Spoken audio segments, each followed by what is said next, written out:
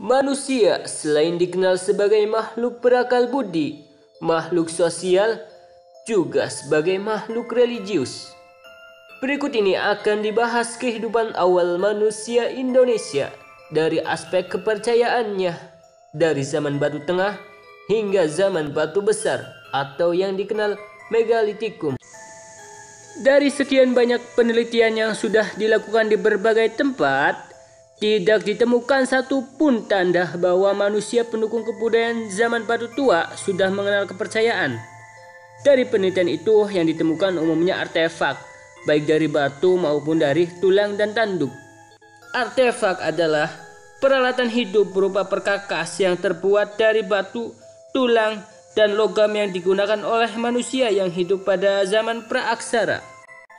Setelah beralih ke zaman Batu Tengah atau yang dikenal zaman Mesolitikum, barulah mulai terlihat tanda-tanda bahwa manusia saat itu mulai mengenal kepercayaan walaupun masih sangat samar.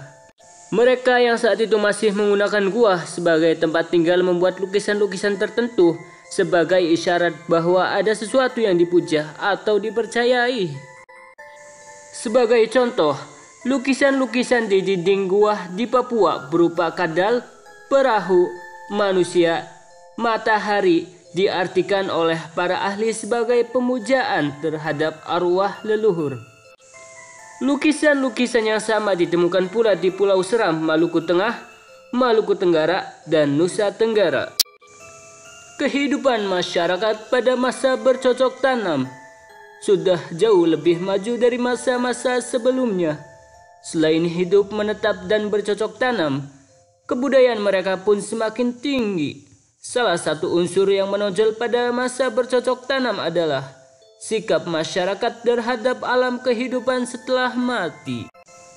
Mereka saat itu mulai memiliki kepercayaan bahwa setiap orang yang mati, rohnya akan tetap hidup di alam lain.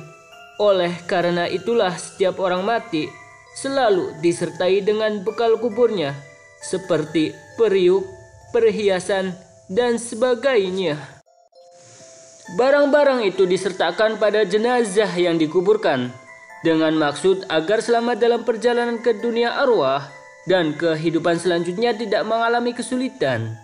Pelaksanaan penguburan biasanya dilakukan di tempat-tempat yang sering dihubung-hubungkan dengan asal-usul leluhur atau di tempat-tempat yang mereka yakini sebagai tempat tinggal para arwah. Jika tempat-tempat yang dimaksud terlalu jauh atau sulit dicapai, maka jenazah dapat dikubur di salah satu tempat yang agak tinggi. Misalnya, bukit atau lereng gunung dengan menghadapkan mayat ke arah tempat yang dituju. Maksudnya, agar roh orang tersebut tidak tersesat dalam perjalanan ke tempat arwah. Mereka berpendapat bahwa kematian sekarang tidak membawa perubahan esensial apapun bagi orang tersebut. Bila semasa hidupnya ia bermartabat rendah, maka rendah pula martabatnya di alam roh. Sebaliknya, bagi orang-orang tertentu seperti tokoh masyarakat, kepala suku yang dianggap berjasa akan memperoleh tempat istimewa. Sebagai penghormatan, mereka yang masih hidup mengadakan upacara-upacara penghantar arwah disertai pemotongan hewan kurban. Sebagai puncak dari keseluruhan upacara, mereka mendirikan bangunan dari batu besar. Batu itu dipahat atau dibentuk sebagai rekaan tempat tinggal bagi orang yang dihormati.